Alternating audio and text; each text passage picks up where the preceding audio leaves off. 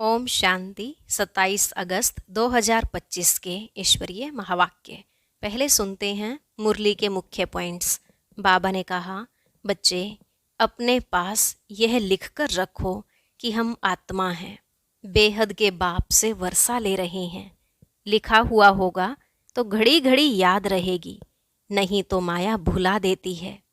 Knowledge के साथ साथ याद की यात्रा बहुत ज़रूरी है, क्योंकि याद की यात्रा से ही अपना और विश्व का कल्याण होना है। फिर बाबा ने कहा, अगर तुम 10-15 मिनट योग में बैठते हो तो भी जांच करो क्या अच्छी रीति याद में रहे।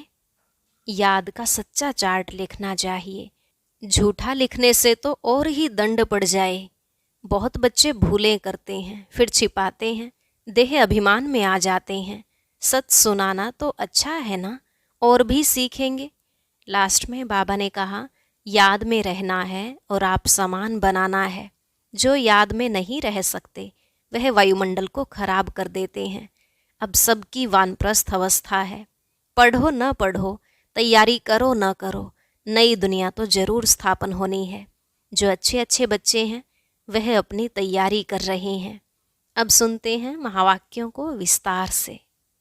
बाबा ने कहा, मीठे बच्चे अपनी सतोप्रधान तकदीर बनाने के लिए याद में रहने का खूब पुरुषार्थ करो। सदा याद रहे मैं आत्मा हूँ, बाप से पूरा वर्षा लेना है।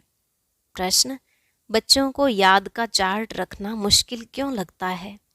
उत्तर, क्योंकि कई बच्चे याद को यथार्थ समझते ही नहीं हैं। बैठते हैं याद में और बुद्धि बाहर भटकती है, शांत नहीं होती। वह फिर वायुमंडल को खराब करते हैं। याद करते ही नहीं तो चार्ट फिर कैसे लिखें?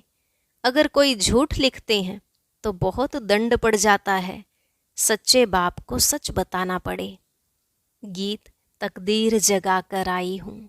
ओम शांति। रूहानी बच्चों को फिर भी रूहानी बाप रोज रोज समझाते हैं कि जितना हो सके देही अभिमानी बनो, अपने को आत्मा निश्चय करो और बाप को याद करो, क्योंकि तुम जानते हो हम उस बेहद के बाप से बेहद सुख की तकदीर बनाने आए हैं, तो ज़रूर बाप को याद करना पड़े। पवित्र सतोप्रधान बनने बिगर सतोप्रधान तकदीर बना नहीं सकते।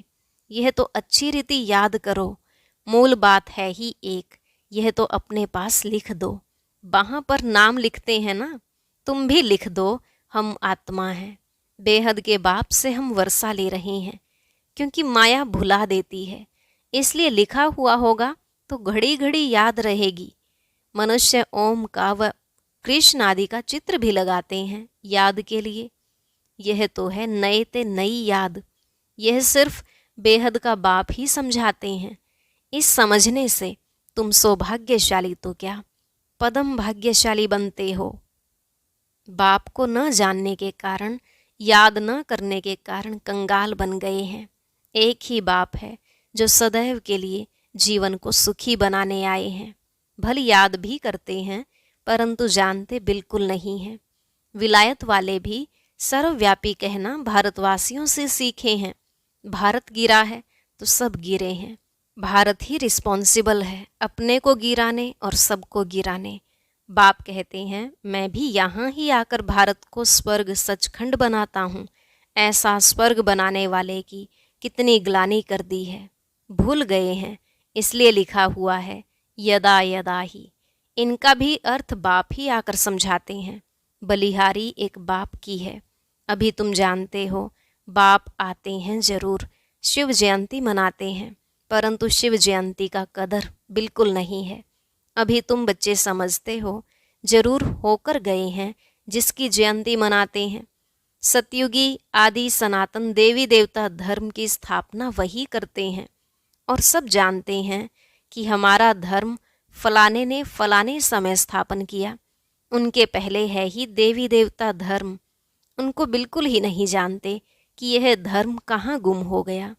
अभी बाप आकर समझाते हैं, बाप ही सबसे ऊंचे है और किसकी महिमा है नहीं। धर्म स्थापक की महिमा क्या होगी? बाप ही पावन दुनिया की स्थापना और पतित दुनिया का विनाश कराते हैं और तुमको माया पर जीत पहनाते हैं। यह बेहद की बात है। रावण का राज्य सारी बेहद की दुनिया पर है, हद के लंका आदि की बात नहीं। यह हार जीत की कहानी भी सारे भारत की ही है। बाकी तो बाई प्लाट हैं।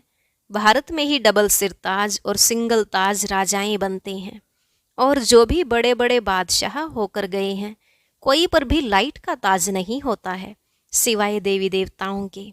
देवताएं तो फिर भी स्वर्ग के मालिक थे ना। अब शिव बाबा को कहा ही जाता है परम पिता पतित पावन, इनको लाइट कहाँ देंगे? लाइट तब दें जब बिगर लाइट वाला पतित भी हो। वह कभी बिगर लाइट वाला होता ही नहीं। बिंदी पर लाइट दे कैसे सकेंगे? हो ना सके। दिन प्रतिदिन तुमको बहुत गुहिये गुहिये बातें समझाते रहते हैं, जो जितना बुद्धि में बिठा सके। मुख्य है ही याद की यात्रा। इसमें माया के विघ्न बहुत पड़ते हैं। भल कोई याद के चार्ट में 50-60% भी लिखते हैं, परंतु समझते नहीं कि याद की यात्रा किसको कहा जाता है। पूछते रहते हैं, इस बात को याद कहें? बड़ा मुश्किल है। तुम यहाँ 10-15 मिनट बैठते हो, उनमें भी जांच करो, याद में अच्छी रीति रहते हैं? बहुत हैं जो याद में रह नहीं सकते, फिर वह वायुमंडल को खराब कर देते हैं। बहुत हैं जो याद में न रहने से विघ्न डालते हैं।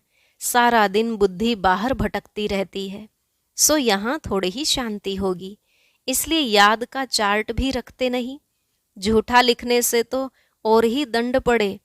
बहुत बच्चे भूलें करते हैं, छिपाते हैं, सच बताते नहीं।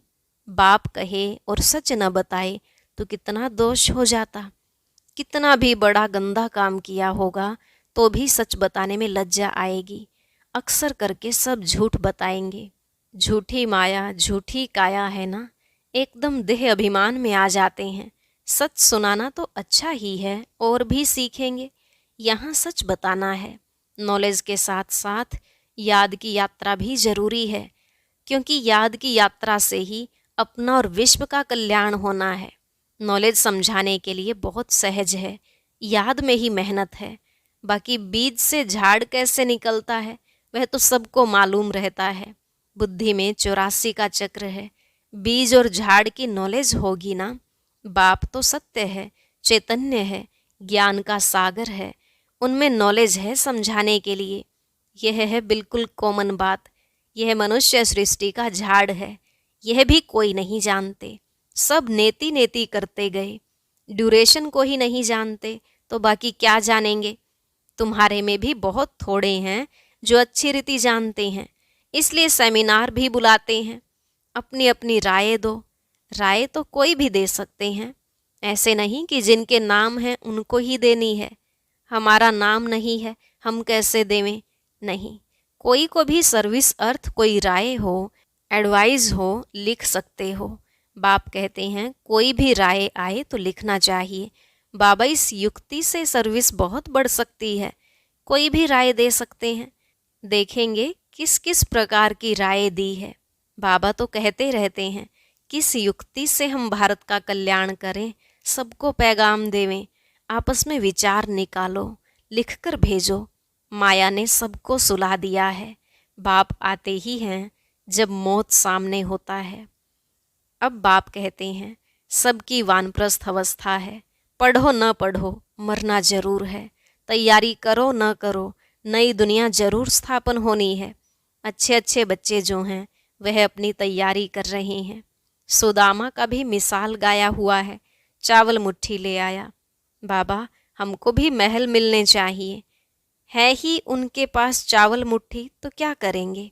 बाबा ने मम्मा का मिसाल बताया है। चावल मुट्ठी भी नहीं ले आई, फिर कितना ऊंच पद पा लिया। इसमें पैसे की बात नहीं है, याद में रहना है और आप समान बनाना है। बाबा की तो कोई फी आदि नहीं। समझते हैं हमारे पास पैसे पड़े हैं तो क्यों न यज्ञ में स्वाहा कर दें। विनाश तो होना ही है, सब व्यर्थ हो जाएगा। इससे कुछ तो सफल करें। हर एक मनुष्य कुछ न कुछ दान पुण्य आदि जरूर करते हैं। वह है पाप आत्माओं को दान पुण्य। फिर भी उसका अल्पकाल के लिए फल मिल जाता है।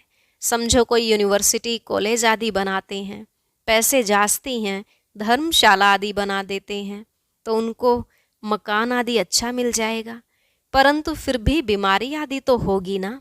समझो किसने हॉस्पिटल आदि बनाई होगी तो करके तंदुरुस्ती अच्छी रहेगी, परंतु उनसे सब कामनाएं तो सिद्ध नहीं होती हैं।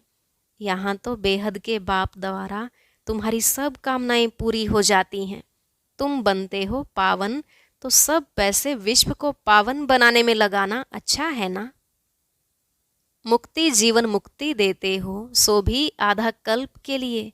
सब कहते हैं हमको शांति कैसे मिले, वह तो शांति धाम में मिलती है, और सतयुग में एक धर्म होने के कारण वहाँ अशांति होती नहीं।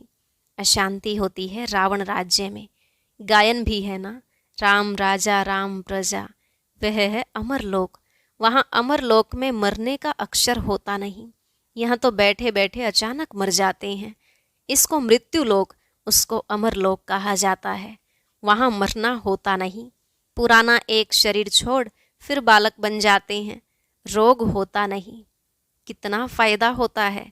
श्री श्री की मत पर तुम एवर हेल्दी बनते हो, तो ऐसे रूहानी सेंटर्स कितने खुलने चाहिए। थोड़े भी आते हैं, वह कम है क्या। इस समय कोई भी मनुष्य ड्रामा के ड्यूरेशन को नहीं जानते हैं। पूछेंगे तुमको फिर यह किसने सिखलाया है। अरे हमको बताने वाला बाप है। इतने ढेर बीके हैं। तुम भी बीके हो, शिव बाबा के बच्चे हो, प्रजापिता ब्रह्मा के भी बच्चे हो। यह है ह्यूमैनिटी का ग्रेट ग्रेट ग्रैंड फादर। इनसे हम बीके निकले हैं। बिरादरियां होती है ना। तुम्हारे देवी देवताओं का कुल बहुत सुख देने वाला है। यहाँ तुम उत्तम बनते हो, फिर वहाँ राज्य करते हो। यह किसको बुद्धि में रह न सके। यह भी बच्चों को समझाया है। देवताओं के पैर इस तमो प्रधान दुनिया में पड़ न सके। जड़ चित्र का परछाया पड़ सकता है, चैतन्य का नहीं पड़ सकता। तो बाप समझाते हैं, बच्चे एक तो याद की यात्रा में रहो, कोई भी विकर्म न करो और सर्विस की युक्तियां निकालो। बच्चे कहते हैं बाबा हम तो लक्ष्मी नारायण जैसा बनेंगे। बाबा कहते तुम्हारे मुख में गुलाब, लेकिन इसके लिए मेहनत भी करनी है। ऊंच पद पाना है तो आप समान बनाने की सेवा करो। तुम एक दिन देखेंगे एक एक पंडा अपने साथ 100-200 यात्री भी ले आएंगे। आगे चल देखते रहेंगे। पहले से थोड़े ही कुछ कह सकते हैं, जो होता रहेगा सो देखते रहेंगे। यह बेहद का ड्रामा है। तुम्हारा है सबसे मुख्य पार्ट बाप के साथ, जो तुम पुरानी दुनिया को नई बनाते हो। यह है पुरुषोत्तम संगम युग। अब तुम सुख धाम के मालिक बनते हो। वहाँ दुख का नाम निशान नहीं होगा। बाप है ही दुख हरता सुख करता। दुख से आकर लिबरेट करते हैं। भारतवासी फिर समझते हैं इतना धन है, बड़े बड़े महल हैं, बिजलियां हैं, बस यही स्वर्ग है। यह सब है माया का पंप। सुख के लिए साधन बहुत करते हैं, बड़े बड़े महल मकान बनाते हैं, फिर मौत कैसे अचानक हो जाता है। वहाँ मरने का डर नहीं। यहाँ तो अचानक मर जाते हैं, फिर कितना शोक करते हैं, फिर समाधि पर जाकर आंसू बहाते हैं। हर एक की अपनी अपनी रस्म रिवाज है, अनेक मत हैं। सतयुग में ऐसी बात होती नहीं। वहाँ तो एक शरीर छोड़ दूसरा ले लेते हैं, तो तुम कितना सुख में जाते हो। उसके लिए कितना पुरुषार्थ करना चाहिए। कदम कदम पर मत लेनी चाहिए। गुरु की व पति की मत लेते हैं, वह तो अपनी मत से चलना होता है। आसुरी मत क्या काम देगी, आसुरी तरफ ही ढकेलेगी। अब तुमको मिलती है ईश्वरीय मत। ऊंचते ऊंच इसलिए गाया हुआ भी है, श्रीमद् भगवानुवाच। तुम बच्चे श्रीमत से सारे विश्व को हेवन बनाते हो। उस हेवन के तुम मालिक बनते हो। इसलिए तुम्हें हर कदम पर श्रीमत लेनी है, परंतु किसकी तकदीर में नहीं है तो फिर मत पर चलते नहीं हैं। बाबा ने समझाया है, किसको भी अपना कुछ अक्ल हो, राय हो तो बाबा को भेज देवें। बाबा जानते हैं कौन कौन राय देने लायक है। नए नए बच्चे निकलते रहते हैं। बाबा तो जानते हैं ना कौन से अच्छे अच्छे बच्चे हैं। दुकानदारों को भी राय निकालनी चाहिए। ऐसे यत्न करें जो बाप का परिचय मिले। दुकान में भी सबको याद कराते रहें। भारत में जब सतयुग था तो एक धर्म था, इसमें नाराज होने की तो बात ही नहीं। सबका एक बाप है।